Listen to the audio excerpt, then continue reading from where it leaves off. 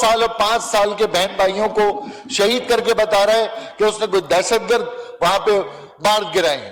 تو ہم سمجھتے ہیں پاکستان نے بہت اچھا اقدام کیا کہ پورے بین الاقوامی ابلاغ عامہ کو لے جا کر ان جگہوں کا وزٹ کرایا، پوری دنیا کے سامنے دکھایا. اور پھر یہ سندور، ایک چٹکی سندور کی قیمت بھارت کے 1.25 ارب لوگ پوچھے مودی سے کہ یہ جو ایک چٹکی سندور تمہاری 5 طیاروں کے عوض گئی ہے، آخر یہ سودا کس نے کیا؟ یہ پوچھا جائے کہ یہ آپریشن سندور کو افواج پاکستان نے آپریشن ودھوا بنا دیا. آج آپریشن سندور جو ہے آپریشن ودھوا میں تبدیل ہو گیا ہے. اور وہ ودھوائیں پوچھے مودی سے کہ ہمارے سندور کو مٹانے کی قیمت تم نے کیا وصول کری. اسی طریقے سے یہاں پر اپوزیشن لیڈر صاحب نے بہت سارے پاکستان کے اندر کے معاملات کو بیان کیا، میں ریپیٹ نہیں کروں گا، لیکن میں یہ ضرور کہوں گا کہ ایوان کے اندر اپوزیشن لیڈر صاحب کو بہت ذمہ دارانہ تقریر کرنی چاہیے. ان کی اوپننگ اسپیچ تھی، لیکن اوپننگ اسپیچ ایسے لگ رہا تھا کہ پاکستان کے خلاف ہی شروع کر دیا انہوں نے، اور انہوں نے پورے پاکستان کے چاروں صوبوں کے بلا وجہ کے ایسے حقائق کے مثال کے طور پر آپ بلوچستان میں سیلفی نہیں لے سکتے. اچھا، اب یہ کوئی بات کرنے کی تھی کہ بلوچستان میں سیلفی تو سب لے سکتے ہیں؟ ہاں، آپ آ جائیں موٹر سائیکل پہ کبھی کراچی اور موبائل لے کر، تو آپ سیلفی تو چھوڑے، موبائل ہی نہیں ملے گا آپ کو. اور اگر آپ کہیں موٹر سائیکل پہ بچ آ گئے تو ڈمپر نپٹا کے چلا جائے گا. تو یہ کوئی کہنے کی بات ہے؟ ہندوستان کے اندر تو اس طرح کے ہندوستان کے تو لائن لگی ہوئی ہے. کشمیر کا 370 آپ کو وہ بتانا چاہیے تھا. گجرات میں سکر ہزاروں مسلمانوں کا خون اس سرکار کے اوپر موجود ہے، وہ بتانا چاہیے تھا. بابری مسجد کینیڈا میں خالصتان کے لیڈر کو مارا گیا، وہ بتانا چاہیے تھا. منی پور آسام کے اندر کرسچنز کو، ہزاروں کرسچنز کا قتل عام کیا گیا. ناگالینڈ موومنٹ کے اندر آج بھی وہاں پہ قتل عام چل رہا ہے، وہاں پہ ایتھنک وار چل رہی ہے. اسی طرح جھارکھنڈ پٹھان کوٹ، وہاں پر بھی ان کے اندر داخلی معاملات چل رہے ہیں، سیپریٹسٹ موومنٹ چل رہی ہے. اسی طریقے سے کشمیر میں جو کچھ ہندوستان سینکڑوں شہادتوں کے ساتھ آج سر فہرست ہے پوری دنیا میں انسانی حقوق کی خلاف ورزی کے اوپر، وہ ہمارے سامنے موجود ہے. پھر اس کے بعد ہائیڈل ٹیررزم ہے. یہ سارے پروف ہیں. ہمارے پاس کچھ نہیں ہے ایسا. ہندوستان کے اندر تو لائن لگی ہوئی ہے ان کے انتہا پسندی اور دہشت گردی کی. اور آخر میں یہ بھی کہوں گا جناب کہ پانی کے اوپر ضرور یہ بات کروں گا کہ بقول شاعر کے وقت آیا تو جان دیں گے اور سر دیں گے. وقت آیا تو جان دیں گے اور سر دیں گے، اگر تمہیں نہ کبھی اپنے بام و در دیں گے.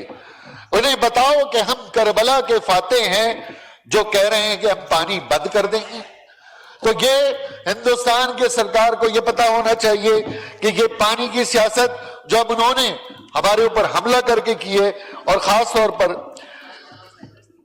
میں یہ بھی کہنا چاہوں گا اسپیکر صاحب کہ یہ صرف مودی کا نہیں، اب یہ ہندوستان کے امن پسند لوگوں کی بھی بقا کا مسئلہ ہے. اب یہ ہندوستان میں جنگ سے نفرت کرنے والوں کے لیے بھی بقا کا مسئلہ ہے. اب انہیں یہ سوچنا پڑے گا، چاہے وہاں کے مسلمان ہوں، چاہے وہاں کے امن پسند ہندو ہوں یا کرسچنز ہوں، جو کہ وہاں پر مودی فیشزم کی وجہ سے بربریت کا شکار ہیں، وہاں پر اکنامک ڈیپریویشن کا شکار ہیں. یہ اب انہیں سوال کرنا پڑے گا کہ ایک جمہوری یا ایک سیکولر ہندوستان ہونے چاہیے یا مودی کا فیشسٹ ہندوستان ہونے چاہیے. اور یہ تمام پیس لونگ they should accountable Modi government, اور they should ask what goal the Modi have achieved. What goal the Modi have achieved after this innocent killing in the Pakistan by losing the 5. اور Rafale کی بات ہوئی speaker صاحب، بڑی مزے کی بات ہے کہ مودی صاحب نے کہا 2019 میں وہ جو ان کے پائلٹ آئے تھے چائے پینے والے، تو وہ کہنے لگے کہ جناب ہمارے پاس رافیل ہوتے تو پھر ہم پاکستان کو بتاتے. یقین کریں فرانس پریشان ہو گیا اور رافیل آدھی قیمت میں کوئی نہیں لے رہا. مجھے تو ایسا لگ رہا ہے وہ لی مارکیٹ چاکی واڑا پہ نہ چلایا اس کا اسکریپ کہ بھائی آدھی قیمت میں 25,000 روپے مہینے پہ ہی لے لو گے کم سے کم. یعنی ایسے لوگ جس کو ہندوستان نے اپنی آنکھوں پہ بٹھایا، رافیل میں بٹھایا، جو گدھے پہ بیٹھنے کے قابل نہیں تھے، ان کو جنگ میں بھیج دیا رافیل دے کر. تو میری گزارش یہ ہے کہ پھر ایک اور بات ہوئی، کہنے لگے جی بڑے پرندے آ گئے، ایک بڑی سیاسی ٹویٹ کی کسی نے کہ اب ہندوستان کے بعد بڑے پرندے آ گئے ہیں، لیکن یہ نہیں پتا تھا یہاں بڑے پرندوں کے شکاری پہلے سے موجود ہیں، اور جیسے ہی بڑے پرندے آئے بڑے شکاری ہضم کر گئے ان کو، اور اب مزید بڑے پرندے آئیں گے تو ہمارے بڑے شکاری انشاءاللہ تعالی۔ اسپیکر صاحب بس اس کے بعد میں آخر میں اپنی ڈاکٹر عبد القدیر خان کو بڑا سلام عقیدت پیش کرنا چاہتا ہوں۔ اگر اس موقع پہ ڈاکٹر عبد القدیر خان صاحب کی خدمات اور ان کی بے لوث پاکستان کی جو محبت ہے اس سے روگردانی کی جائے تو میرا خیال ہے ان کی روح کے ساتھ ناانصافی ہوگی۔ یقیناً حکومت پاکستان عسکری قیادت جنہوں نے اس دور میں ہمیں نیوکلیئر بام بنانے، نیوکلیئر طاقت بنانے میں اپنا کردار ادا کیا، لیکن وہاں ڈاکٹر عبد القدیر خان کی تعلیمی خدمات ہمارے لیے آج پاکستان میں فخر کا باعث ہیں۔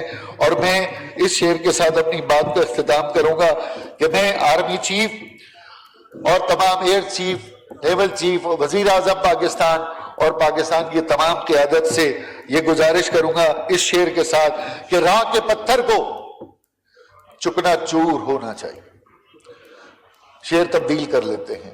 مودی کے تکبر کو چکنا چور ہونا چاہیے، وار چاہے ایک ہو بھرپور ہونا چاہیے۔ صرف اتنا ہی نہیں کہ وہ اپنی ہار مان لے، صرف اتنا ہی نہیں کہ وہ اپنی ہار مان لے، وہ ہمارے سامنے مجبور ہونا چاہیے۔ بہت بہت شکریہ آپ کا، آپ کے وقت کا، تھینک یو۔ شکریہ جی۔ کیل داس